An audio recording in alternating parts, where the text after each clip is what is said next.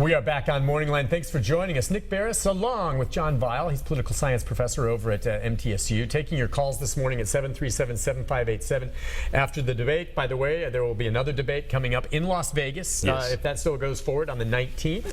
Also, it's worth noting that date will be the beginning of early voting on the 19th, which reminds me, too, today is the last day, if you haven't registered to vote, to get out and vote. Based on all that's happened over the past week, the latest polls in this morning show Donald Trump now trailing nationally to Hillary Clinton by double digits. And again, I've said all along, and I believe that here in the state of Tennessee, he will continue to carry the state. And I know there are many people here that it's where you live sometimes, and you're around it, and you're there around like-minded people. And many folks here maybe can't believe it, and they're like, go Trump, he's going to win. Well, nationally, it's a different story. It's a different story nationally. And you said it's different in Utah, right? Which is a heavy-duty Republican state, but kind of like Tennessee in that way. But Utah now might be straying away from Donald Trump. I don't see that happening in Tennessee, but Utah? That's what they're saying. Wow. All right, let's get to some phone calls, see what you think. We'll go to John. John, good morning. I'm sorry, it's Joe. I apologize. I got it wrong. Go ahead, Joe. I'm sorry, Joe. Hey, Nick. Hey, buddy. Morning to you and your guest. Good morning. This thing here, Donald Trump's a disgrace for the American voters. He's a master at misdirection. When they ask him a question, he will tell you whatever he wants to say and not answer the question. I think he's lost his way. He don't understand, I don't think, that Hillary Clinton's running for president, not Bill Clinton. Mm-hmm. Stays on Bill Clinton and what he did, but that's another story. But I think the sensible Republicans that I have any thoughts about, like Paul Ryan and some of the other guys. One of the other ones I can think of is a guy from Arizona, McCain, Nevada, I mean. But this guy is a loose cannon, and the Republicans shot themselves in the foot by ever letting this guy get as far as he's got. They had plenty of good other candidates that could have run that had a chance of winning this election. But this guy's off in left field, and well, there were, Joe's right. There were a lot of candidates at the outset, but Trump emerged from the pack with his strategy, which worked.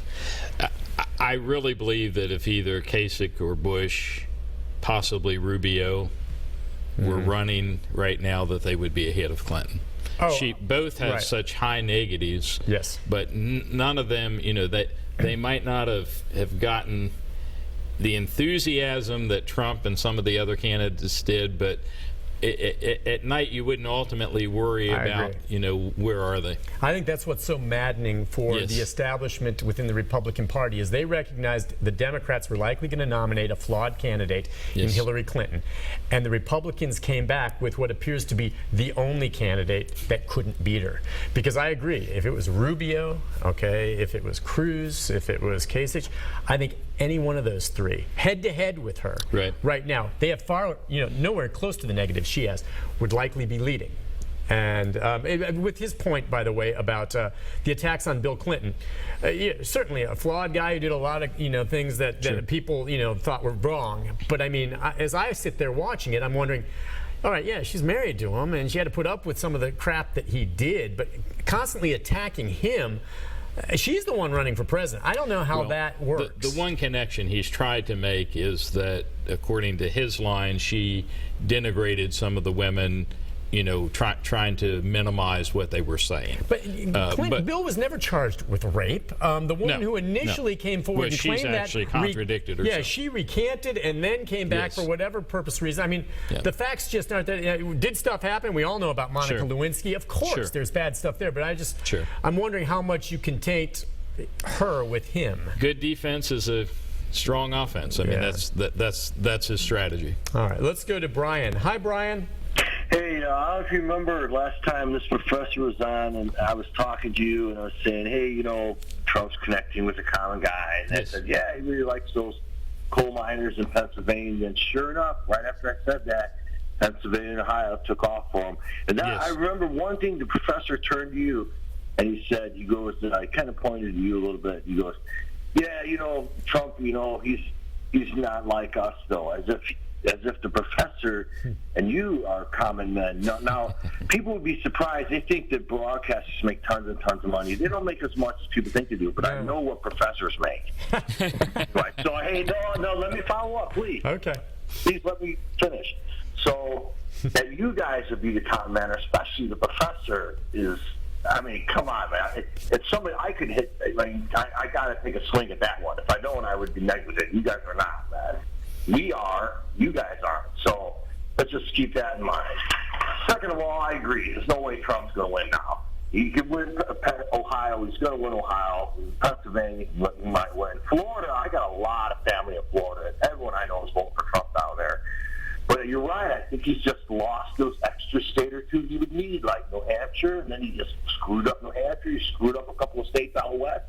I don't know what it is with this guy, but, you know, I still like him. I'm just like, geez, every morning I'm like, what the hell?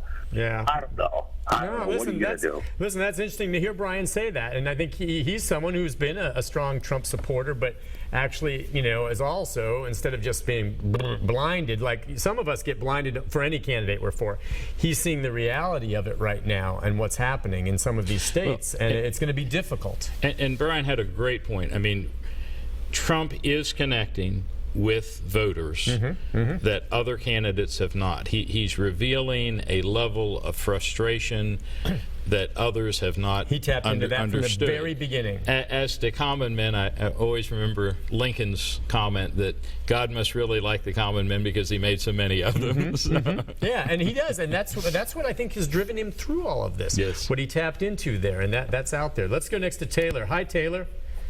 Good morning, Nick. Morning. Morning to the professor. Good morning. I was, like many others, disappointed in hearing that statement from Mr. Trump, but I've heard it on the golf course. I've heard it in some of the nicer places in this country, not maybe exact words, but the same gist of it. And I go back to those were words, and his opposition has got actions beyond just words that still offends me and keeps me in the Trump camp. The governor has never been much of a conservative. He would love to replace Senator Alexander in the Senate when hopefully Alexander steps down if he's not already. I think he's been in hiding the last 7 or 8 months. But at any rate, the conversation all goes concerning the sins of Trump, but one of the most hilarious things to me that came out of this last debate was when Hillary explained her different speeches to different groups, to the Wall Street people, as being comparable, and that she was thinking about what Lincoln did. That was a real scream. And her talking to the richest people on Wall Street, and she was letting them know that what she says that she will do as president, and to them, it would be different than what she says to the general public. And again, I think this video has been very damning to the candidate. But the WikiLeaks emails really have a lot of stuff that is getting absolutely virtually zero coverage. Taylor, and we all know why it's getting zero coverage. We try to cover it, but honestly, what is it in the WikiLeaks stuff that, of all of it, that bothers you the worst? I'm just curious. What really hit home for you that you said, yeah, that's pretty awful? I'm just curious what that is. Because I think a lot of people, and I know you probably have details, but a lot of people just say WikiLeaks, and they haven't even looked at it. It's a political thing. So I want to know, I've looked at it, and I've seen what I think's damaging, but what do you honestly think is most damaging in some of this WikiLeaks stuff? The stuff on the speeches, I'm sorry, that doesn't rise to the level of the video of what Trump said. It's not even close. So what do you think was most damaging? I'm just curious. Well, it doesn't come close if you take the holier-than-thou approach to the subject, but the difference in speeches is one thing, and there are 2 or 3 others in there that I've lost. Okay, I mean, I understand Right. it's a hard one to hit on, but I mean, and they keep bringing up emails and all this, and I understand that becomes a campaign issue. But what I'm interested in is charges, prosecutions, crimes. The FBI, the U.S. Attorney, all of them looked into this. Hillary Clinton was not charged with a crime. She just wasn't. All right, now, if you want to say that they're all in cahoots and you can't trust the feds and all that, then we can just throw everything out. Don't trust the police, detectives, or anything else. But none of that came of anything, okay? You can still bring it up and say it looked bad, but she wasn't charged, okay? For a lot of people, that's end of story. We're going to take a break. We'll be back with more of your questions or comments right after this.